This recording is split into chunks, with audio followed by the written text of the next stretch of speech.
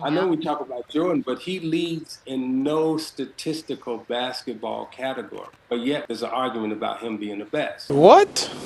He by far, is the best I've ever seen. The best I've ever seen. Check this out. This is Isiah Thomas just last week telling anyone listening that Michael Jordan's case for being the greatest of all time is basically a fraud. I know we talk about Jordan, but he leads in no statistical basketball category. But yet there's an argument about him being the best. I know we talk about Jordan, but he leads in no statistical basketball category. His quickness, his strength, his jumping ability, his touch, and also his knowledge and understanding for the game. He by far, is the best I've ever seen. The best I've ever seen. This was Isiah Thomas back in the 90s when he was watching that exact same player with his own two eyes. He by far is the best I've ever seen. So, what gives? For years now, Isiah Thomas has been on a bizarre crusade to tear down Michael Jordan's legacy and rewrite basketball history. He's pushing this new narrative that Jordan was more marketing hype than actual substance, just a guy who gave you some shoes. But he seems to have forgotten one tiny crucial detail. The tapes are always rolling, and today we've got the receipts. We're going to break down the petty, personal, and provably false claims from a bitter rival who just can't seem to let the past go. Let's start with Isiah's newest and honestly most outrageous claim. On a January 8, 2026 episode of FanDuel TV's Run It Back, Isiah decided to attack the very foundation of Jordan's GOAT argument. I know we talk about Jordan, but he leads in no statistical basketball category.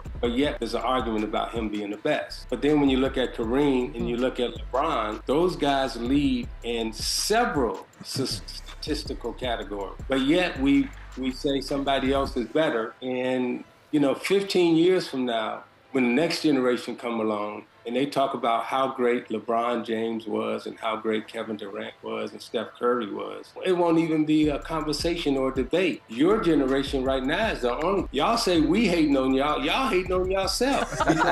Every time we ask you who your top 10 is, you list 10 guys from the 80s. This wasn't just some off-the-cuff comment. This is his new thesis. He's trying to convince a whole new generation of fans that the consensus they've heard their whole lives is dead wrong. He wants people to believe that LeBron James, who he claims is holding every single basketball record, is getting disrespected, while Jordan gets a free pass because he sold shoes and Gatorade. It's a bold take, obviously designed to get headlines and start an argument, but there's one giant problem with it. It's a massive, deliberate distortion of the facts. Okay, so Isiah Thomas says Michael Jordan leads in 0 statistical categories. That is, without a doubt, one of the most factually incorrect things ever said on a sports debate show. So, let's clear the air and talk about the stats Isiah somehow forgot to mention. First off, let's talk about the most important awards in the game, Finals MVPs. Michael Jordan has 6 of them. That's the most all time. Not LeBron, not Kareem, not anybody. 6 NBA Finals, 6 rings, 6 Finals MVPs, trophies. That isn't a marketing slogan. It's a record for perfect dominance when it mattered most. Next, scoring. Isiah claims MJ doesn't lead here either. Well, MJ holds the record for the most scoring titles in NBA history with 10.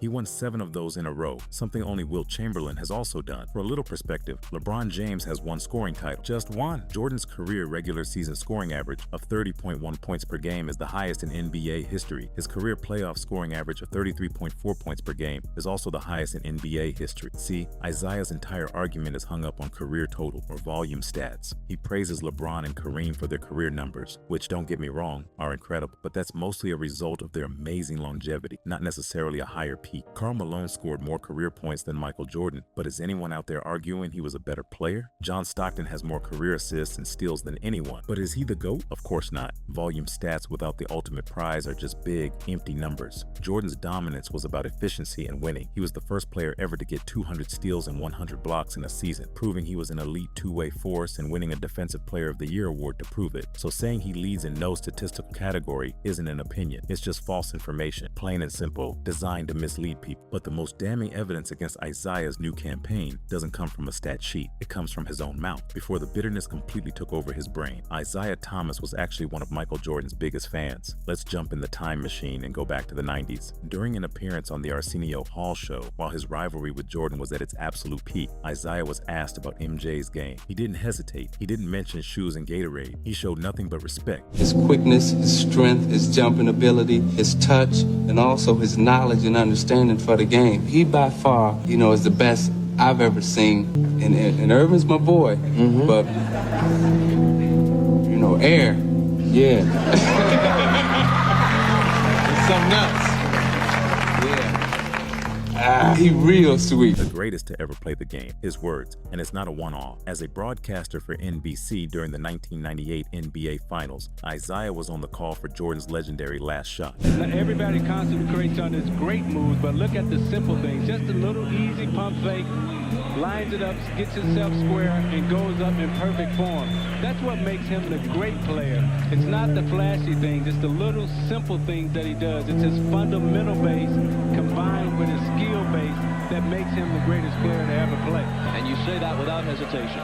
Without hesitation. You weren't always convinced. There was a point maybe midway through his career where you wouldn't have given him that honor, but eventually he won you over, right? Well, when you're playing against him, you know you're not going to say that because you got to come out and compete against him. But now sitting over here in the mic and being out of the game for 3 or 4 years and watching what he's done over the last couple of years, without question, this guy's the greatest that I've ever seen play. He repeatedly called Jordan the greatest to ever play the game, cementing that very idea for a national TV audience. Think about that. Back then, Kareem was the all-time leading scorer. The same volume stat argument Isiah uses today for LeBron, and Kareem was even stronger for Kareem back then. Yet, Isiah knew that what he was seeing from Jordan went beyond raw numbers. He knew that 6 championships and 6 finals MVPs made him the GOAT. So again, what changed? Michael Jordan didn't unwin his titles. The records didn't just vanish. The only thing that changed was time, which seems to have given Isiah a bad case of amnesia and a big platform for his old grudges. To figure out why a Hall of Famer would so blatantly contradict himself and twist the facts, you have to get to the root of it all. For Isiah, this isn't about objective analysis. It's deeply personal. The feud between Isiah Thomas and Michael Jordan is one of the nastiest in sports history, and it's pretty obvious Isiah never got over it. It started way back in 1985 at Jordan's very first All-Star game. The story that has gone around for decades is that veteran players, led by Isiah, planned to freeze out to embarrass the flashy rookie by not passing him the ball. Isiah denies it, but Jordan always believed it was a deliberate shot at him. Then came the real war. From 1988 to 1990, Isiah's bad boy Pistons were Jordan's personal bullies. They invented the Jordan rules, a defensive scheme that was basically just brutal physical punishment. They beat and bruised Jordan, knocking the Bulls out of the playoffs 3 years straight. But in 1991, the tide turned. A stronger, more focused Jordan and Scottie Pippen finally conquered their demons, sweeping the Pistons in the Eastern Conference Finals. In one of the sorest loser moves in sports history, Isiah led his team off the court before the game was even over, refusing to shake hands. Jordan never forgot it, calling Isiah an asshole for it in the last dance. As time runs down, Pistons wasting no time in getting out of here.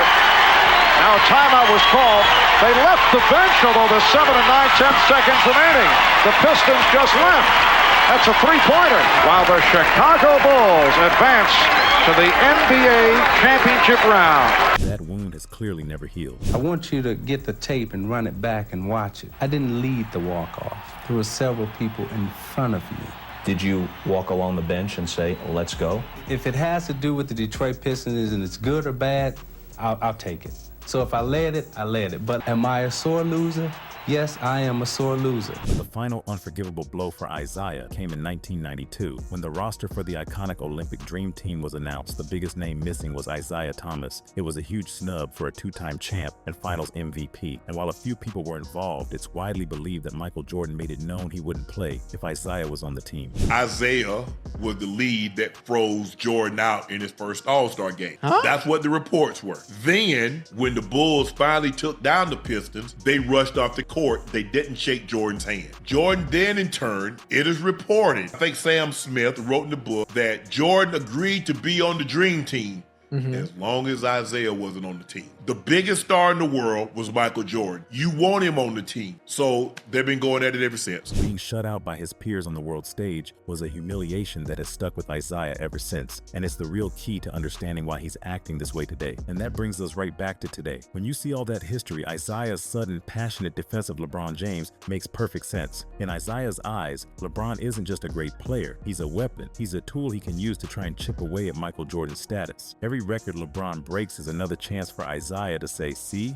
I told you Jordan wasn't all that. He praises LeBron's longevity and his mountain of stats, while conveniently ignoring the fact that MJ retired twice in his prime, walking away from even more potential records and titles. He also sidesteps the single most important part of the GOAT debate, winning when it counts. Michael Jordan's perfect 6-0 record in the NBA Finals is the trump card that no amount of stat twisting can beat. LeBron's 4-6 Finals record, while still phenomenal, just isn't the same as that level of perfection. Isiah's argument is a textbook book case of using one legend to tear down another. He isn't really celebrating what LeBron has done. He's weaponizing it. He's trying to rewrite the history that he lost on the court by manipulating the narrative off of it. Look, let's be real. Isiah Thomas is a basketball icon, a two-time champion, a finals MVP, and one of the greatest point guards to ever touch a basketball. His place in history is locked in, but his reputation as an analyst is getting destroyed by a personal grudge that has warped his judgment for over 30 years. His claim that Michael Jordan leads in no statistical category is a lie. It's not a hot take, it's just verifiably false. As a quick look at the NBA record books prove, his attempt to paint Jordan as some kind of marketing project is completely undermined by his own words from the 90s, when he called MJ the best player he'd ever laid eyes on. The motive is as clear as day, born from a rivalry he lost and a dream team snub he never forgave. Michael Jordan's legacy isn't built on hype, it's built on 10 scoring titles, 6 championships, 6 finals MVPs, and a will to win that we may never see again. It's a legacy that Isiah Thomas himself once recognized, long before he decided that it was easier to try and tear it all down. But that's just my take. What do you guys think? Is Isiah just being a bitter rival, or is there some truth to what he's saying about how we define greatness? Drop your thoughts in the comments below, and if you like this deep dive and want more NBA history breakdowns, make sure you hit that like button and subscribe. Thanks for watching.